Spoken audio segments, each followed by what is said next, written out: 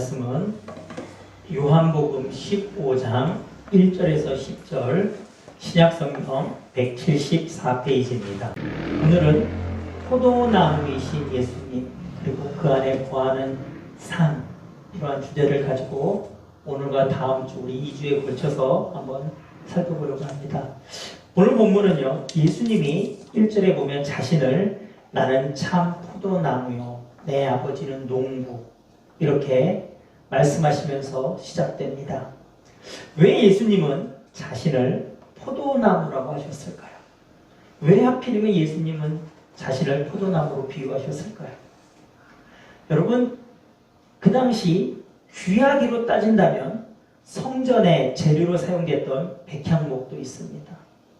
그리고 아마 대중적인 나무라고 한다면 우리가 잘 아는 무화과 나무도 있습니다. 그런데 왜 예수님은 자신을 포도나무라고 말씀하셨을까요? 이것은 구약적인 배경 안에서 우리가 한번 이해해 볼 수 있는데요. 시편 80편 8절과 14절에 보면 예수님이 그 성경에 이렇게 나옵니다. 주께서 한 포도나무를 애굽에서 가져다가 민족들을 쫓아내시고 그것을 심으셨나이다. 여러분, 여기서 애굽에서 가져다가 심었다고 합니다. 우리가 잘 아는 대로 애굽에서 하나님이 건져내신 것은 무엇이죠? 이스라엘 백성들. 그것을 어디에 심으셨습니까? 가나안 땅에.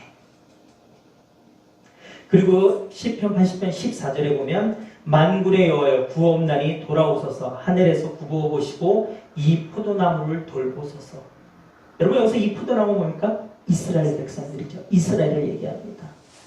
그래서 우리가 이 시편의 이 구절을 통해서 알 수 있는 건 뭡니까? 성경에서 이 포도나무를 지금 얘기하는 것은 이스라엘을 얘기합니다.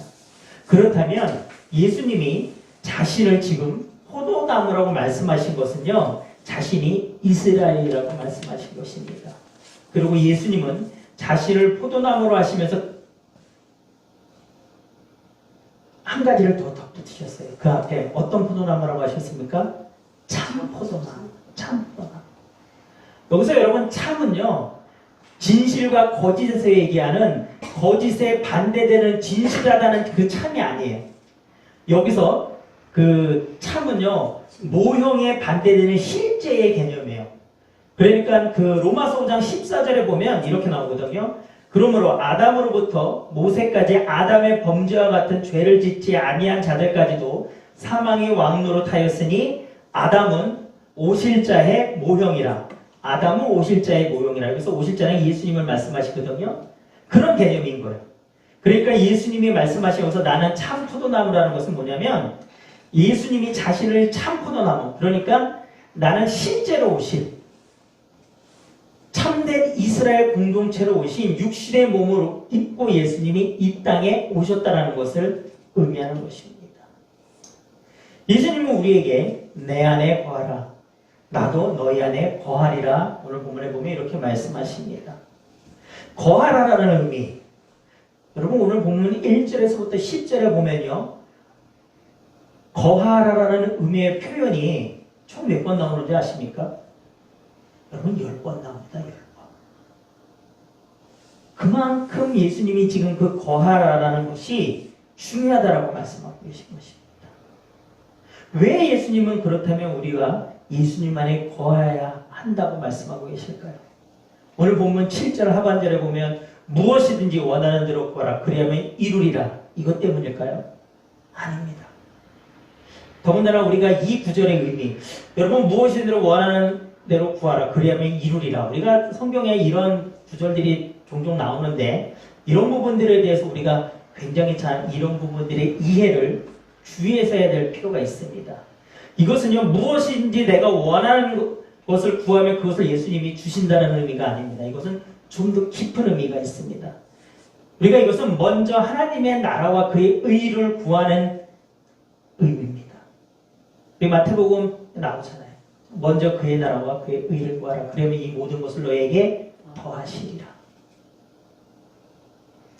예수님이 우리에게 예수님 안에 거하라고 말씀하신 이유는요, 요한복음 15장 4절에서부터 5절에 보면 이렇게 나옵니다. 내 안에 거하라. 나도 너희 안에 거하리라.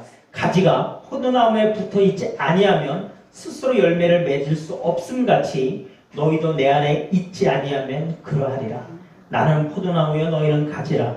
그가 내 안에 내가 그 안에 거하면 사람이 열매를 많이 맺나니 나를 떠나서는 너희가 아무것도 할 수 없으리라.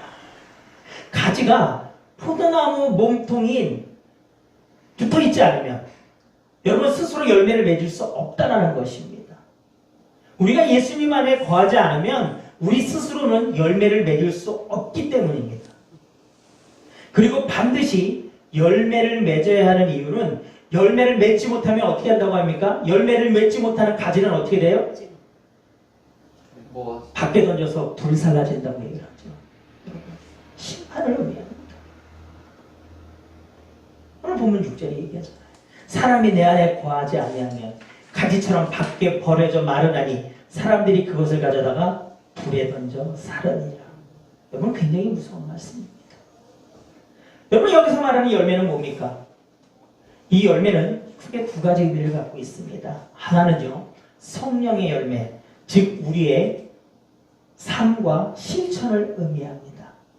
하나님과 함께하는 삶을 통해서 우리 삶 속에서 맺어지는 그 삶, 그리고 실천. 그리고 여러분 두 번째 의미는 뭐냐면요, 예수 그리스도의 복음 전파를 통해서 맺어지는 전도의 열매를 얘기합니다. 그래서 오늘 그 본문에서 말하는 열매는요, 성령의 열매고 복음의 열매고 예수님을 믿는 믿음의 열매고요, 우리의 삶 속에서 우리를 거룩한 산 제물로 드리는 삶의 예배라고 말할 수 있습니다. 그래서 우리가 예수님 안에 거한다라는 것은요, 우리와 예수님의 연합을 얘기합니다. 함께하는 삶을 얘기합니다. 예수님의 그 십자가의 구속의 희생 안에서 우리가 거하면서 기꺼이 고난까지도 감수하는 삶을 사는 것을 의미합니다. 그래서 예수님 안에 거하는 삶을 사람은 여러분 자연히 열매를 많이 맺을 수밖에 없습니다. 요한복음 12장 24절은 우리에게 이렇게 알려줍니다.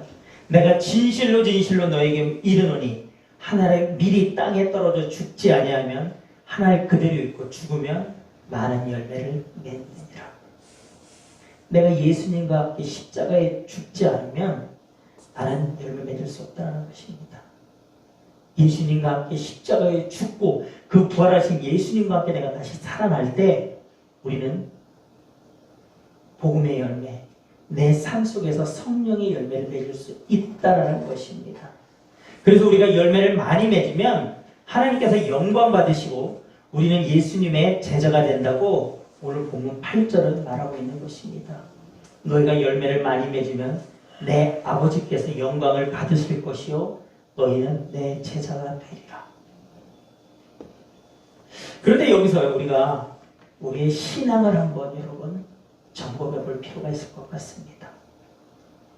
나는 열매 맺는 가지입니까? 아니면 혹시 열매도 맺지 못하는 근본적으로는 나무에 붙어있는 척만 하고 있는 가지는 아닌가? 여러분 우리는 되돌아봐야 합니다. 얼마 전에 국민의힘이었던 이준석 대표가 했던 표현이 제가 생각이 났어요. 나도 속고 국민도 속았다. 그런 표현 한동안 뉴스에 많이 나오지 않았습니까? 여러분 그 표현처럼 지금 우리는 내 스스로도 속고 있고 다른 사람도 속고 있는 나무 몸통에 붙어있는 가지라고 착각하고 있는 건 아닐까라는 자기 점검이 우리에게는 필요하다는 것입니다. 여러분 성경에 이런 착각하고 있는 사람의 대표적인 사람이 있습니다. 바로 가룟 유다입니다. 그는 예수님의 최측근이었던 12 제자 중 한 사람 아니었습니까? 그런데 그는 예수님께 붙어있는 가지가 아니었습니다. 하지만 그는 적어도 그가 예수님을 은 30에 팔기 전까지는 그는 자신이 예수님께 붙어있는 가지라고 착각했을 것입니다. 그는 그렇게 생각했었을 것입니다. 하지만 그의 실상은 붙어있는 척만 하는 가지였던 것입니다. 여러분 우리가 전에 몇 번 살펴봤던 예수님이 무화과 나무에서 열매를 찾으라고 했지만 잎이 무성한 그 무화과 나무에 열매가 있었습니까? 없었습니까? 없었죠. 마치 잎이 무성해서 곧 열매가 많이 있을 것 같이 보였지만 실상은 열매가 없는, 실상은 열매 맺지 못하는 그 무화과 나무를 예수님이 어떻게 하셨습니까? 저주하셨습니다. 저는 신앙인과 종교인의 차이 중에 하나가 예수님을 인격적으로 만난 교제가 있는가, 그리고 그 교제의 삶이 계속 이어지고 있느냐 없느냐로 구별할 수 있다고 저는 생각합니다. 우리가 예수님과 인격적인 만남이 없다면 우리의 삶 속에서 절대 오늘 성경에서 말하는 열매를 여러분 맺을 수 없습니다. 그 열매는요, 예수님과의 인격적인 만남, 즉 성령의 역사하심 속에서 지속적인 교제가 있지 않으면 맺는 게 불가능하기 때문입니다. 요즘 유행하는 주거 형태 가운데 쉐어하우스가 있죠. 쉐어하우스. 그 쉐어하우스는요, 공통화된 그 공간에서 개인적인 공간이 별도로 분리되어 있는 주거 형태를 얘기하는 것입니다. 즉 말하자면 큰 집안에 방이 여러 개 있는 개념이겠죠. 그래서 각각 그 방에서 자신만의 생활을 하는 것이죠. 하지만 그 쉐어하우스의 형태는요, 일반 가정집에서 가족들이 각각의 방을 가지고 사는 것과 유사하죠. 그렇죠? 하지만 그 쉐어하우스는 형태만 유사할 뿐 모든 기쁨과 슬픔과 아픔을 함께하는 가족과는 차이가 있습니다. 즉 운명 공동체가 아니다라는 것이죠. 그러나 나무에 몸통에 붙어있는 가지는 그 나무와 운명을 같이 합니다. 그 몸통으로부터 모든 양분을 공급받습니다. 그리고 그것을 기초로 해서 잎이 피고 열매 맺습니다. 지금 내 삶이 예수님과 인격적인 만남도 없고 예전에는 있었지만 지금은 그 만남이 이어지고 있지 않다면 여러분 우리 빨리 돌이켜야 합니다. 지금 돌이키셔야 합니다. 지금 내 삶이 하나님이 아니라 세상을 향해 가고 있는 것이기 때문입니다. 제가 어저께 한 청년과 이제 교제를 했는데 그 청년이 그런 얘기를 하더라고요. 요즘은 예배에 대한 열정이 식어가고 있다는 거예요. 예배 드리는 게 좀 귀찮은 마음도 들고, 옛날에는 일찍 준비해서 예배 시작 전에 부지런히 가서 움직였다고 한다면 요즘은 시간에 딱 맞춰서 가고 싶어 하고 그냥 조금 늦게 가고 싶은 마음도 들고 많이 늘어지는 모습들이 있다는 거예요. 그러면서 그런 얘기를 했습니다. 지금 돌이켜야 한다. 성령님이 우리 마음속에서 그것을 깨닫게 하셨다는 것은 지금 이미 우리가 많이 방향이 하나님과 반대로 세상으로 가고 있기 때문입니다. 지금 들이키지 않는다면 어느 순간 우리 마음속에서 그만 찔림도 없어집니다. 여러분 그 찔림이 내 마음에 없어지면 우리는 정말 여러분 세상을 향해 달려가고 있는 것입니다. 지금은 내가 이렇게 방향이 자꾸 돌아가고 있기 때문에 성령님이 그렇게 하지 말라고 나에게 인도해 주시는 것입니다. 여러분 우리 스스로 점검해 보시기 바랍니다. 나는 몸통이신 포도나무이신 그 예수 그리스도께 붙어있는 가지인가? 그렇지 않은 가지인가? 여러분 붙어있는 천만한 가지, 아무런 영양 공급도 받지 못해서 열매 맺지 못하는 그 가지, 예수님과 상관없습니다. 내가 예수 믿는 자라고 내가 교회에 출석하니까 성경에서 예수님 믿으면 목사가 구원받았다라고 당신은 이미 믿음으로 구원받습니다. 당신은 구원받았습니다라고 내가 들었으니까 나는 구원받은 자라고 생각하시겠지만 그렇지 않다는 것입니다. 여러분 누구 말할 거 없습니다. 저보다 마찬가지입니다. 여러분 점검해 보시기 바랍니다. 우리 점검해 봅시다. 그래서 정말 내 삶이 예수님으로부터 공급받지 못하고 있는 삶이라면 그 만남이 없고 지속되고 있지 않다 한다면 기도하십시다. 주님 만나 주십시오. 주님 만나야 합니다. 주님 만나지 못한다면 지금 내 삶에 무슨 의미가 있겠습니까?